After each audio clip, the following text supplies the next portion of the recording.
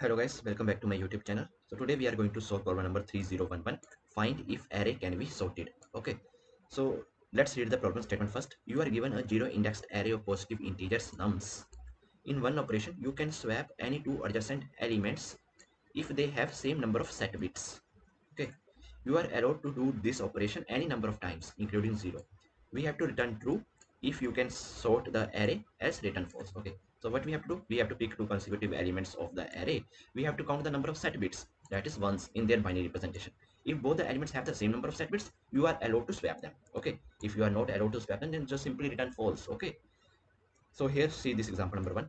This is my nums array. Okay, 8, 4, 2, 30, and 15. Okay, so how I'm going to write? Okay, first 1, this bit value is, let's say, 4, and here it's 8. Okay, so let's say this is 16. Okay, so here how I'm going to write 8 in binary form? I'm going to write 8 like this. Okay, and how I'm going to write 1 in binary form? I'm going to write 4 like this. Okay, so here, see, only one bit is set in 8 and 4, so I can swap them, right? I can swap them. Okay, so let's look at the binary representation of every element. The numbers 2, 4, and 8 have one set bit each with the binary representation of 1, 0. Okay, for 2, okay, 2 is, I'm going to represent 2 like this. Okay, 10044 and 1000 for 8. Okay, respectively. The numbers 15 and 30 have 4 set bits each with binary representation like this. Okay, so 15, I'm going to write like this. Okay, 1 1 1 1. Okay, so this is nothing but 15. And how I'm going to write 30? I'm going to write 30 like this. 16 plus 8 is nothing but 24. 24 plus 4, 28. 28 plus 2, 30. Okay, yeah, here like this. Okay, this is how I'm going to write 30. Okay, so from here, see, 8, 4, and 2, I can swap these three numbers. Okay, because they have just one. And here I can swap 15 and 30 as well, because they have 4, 4, right? The numbers 15 and 30 have 4 set bits, each with binary representation. Okay, so now we can sort the array using 4 operations. Okay, so this is clear, right? 8, 4, 2, we can swap in between them, and 30, 15 we can swap. Okay, so now how I'm going to solve this problem? I'm going to simply use bubble sort. Okay, basic concept. Okay, which everyone should know. 8, 4, 2, 30, 15. Okay, 8, 4, 2, and then we have 30, and then we have 15 here. Okay, so here what I'm going to do here, I'm going to take, okay, first I'm just going to take the copy of this array and I'm going to paste that in my values. Okay, so now after that, what I'm going to do, I'm going to place my I here at this position, and my j is going to run from this index to n minus I minus 1. Okay, n minus I minus 1. Okay, so here this is nothing but 0 index, 1 index, 2 index, 3 index, and 4 index, and total size here is 5. Okay, my nums array. So here what I'm going to check, initially I'm going to place my I at this position and j at this position. So now I'm going to check if uh, here I'm going to compare these two numbers. Okay, this is nothing but my bubble sort. Okay, so 8 is less than equal to 4. This is false. Okay, 8 is not less than equal to 4. Okay, so that's why false. Okay, then after that, I have to do now a swap. Okay, if possible. So 8 and 4 contains equal number of set bits. Yes, only one is there. Okay, now we are going to swap. Okay, so here I'm going to get a result like this: 4, 8, 2, 30, and 15. Okay, this is how I'm going to get the result. Okay, then I'm going to compare these two. So here, 8 is less than equal to 2. False, so I have to see if I can swap them. Okay, so both contains only one set bit, so I can swap them. So I will get the result as like this: 4, 2, 8, 30, and 15. Okay, then after that I'm going to compare them. So 8 is less than equal to 30. Okay, so yes, it is true, so no swap needed. Okay, so now I'm going to compare 30 and 15. Okay, so here 13 is less than equal to 15. False. Okay, so I can simply swap them. So I will get result like this: 4, 8, 2, 8, 15, and 30. Okay, this is done. Okay, after that, j is done. Okay, so now here my I is going to move further. I is going to move further. Okay, I is here, and my j is going to start from here again. Okay, so I'm going to compare these two numbers. 4 is less than equal to false, so I will see if I can do the sorting. So I can do the swap, right? One bit only set: 2, 4, 8, 15, 30. Okay, then I will compare this 4, 8. So 4 is less than equal to 8. Yes, true. So no swap needed. Here also no swap. My I is going to move here. Then again I will check: 2, 4, no swap needed. 4, 8, no swap needed. My I move further. Then I will check: 2, 4, no swap needed. Then my I will move further because it is already sorted, and in the end I'm just going to simply return true. Okay.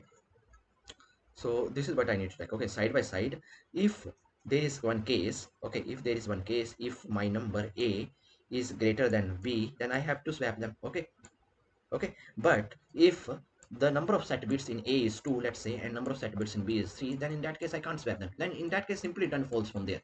In that case there is not no possibility, okay, sorting them. Okay, simple thing. So with code you guys will get better understanding. Now why I'm using bubble sort, this is one question.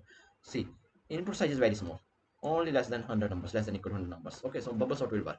However, I'm going to run it in off and square time complexity, but bubble sorting will work, okay, here in this problem. So now whatever I have explained, I'm going to write the same thing here. Okay, so I'm going to first avoid modifying the input directory. So for that purpose, I'm going to create a copy array one. Okay, so let's name it as values. Okay, with this code, you guys will get much better understanding. Okay, arrays dot copy of but I'm copying nums. Okay, and what is the length? Okay, I have to pass the length of nums as well, because that is going to be the same length of my values. Okay, so that's it. So now int n is equal to values dot length. I have calculated the length of my values. Okay, then I'm going to run one loop. Int I is going to iterate over all the numbers one by one. Okay, I is less than n, I plus plus, and here I'm going to run j. Okay, and j is going to run start from starting only, and here j is going to run for less than n minus I minus 1, and then j plus plus. Okay, uh, why we need to check because first time whenever I'm doing the sorting, okay, 8 4, I have sorted this. Okay, so my 8 moves here, then I have sorted this, so 8. Okay, and 830. Okay, then I have sorted this. So in for the first step, okay, my I was 0, so I was sorting all the numbers. But after first iteration, when my I moves further, I don't need to check for this place, because I in the bubble sort this number already moved to the end position, right, in the end position. So after that I'm just going to check until here. Okay, once this is sorted, then I'm going to check until here. Once this is sorted, then I'm going to check until here. Okay, simple operation of bubble sort, right? Okay, so now here, simple thing that I'm going to write here: if values of j is less than equal to values of j plus 1. Okay, and now if in that case no swap needed, right, no swap needed. Okay, simple continue from here. All right, and in the else part, just we have to use this integer dot bit count. Okay, it will just give the number of set bits. Okay, number of bits which are 1. Okay, set bits simply means, okay, integer dot bit count in my values of j. Okay, values of j, if they are equal to integer dot bit count values at j plus 1. Okay, then in that case, okay, then in that case only swap is required. Okay, so here we have to just swap the elements, swap the elements. Okay, and here I'm just going to write int temp is equal to simple swap, right, values of j is going to become then values of j plus 1, and my values of j plus 1 is going to become my temp. Okay, simple swap we did here.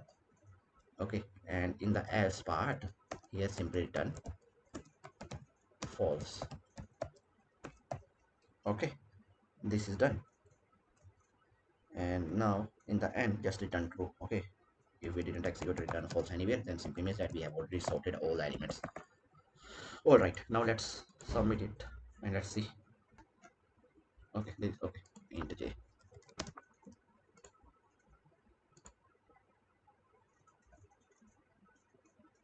We haven't created variable temp. Okay, spelling mistake, missing return statement. All right, one second, let me check. This is ending here.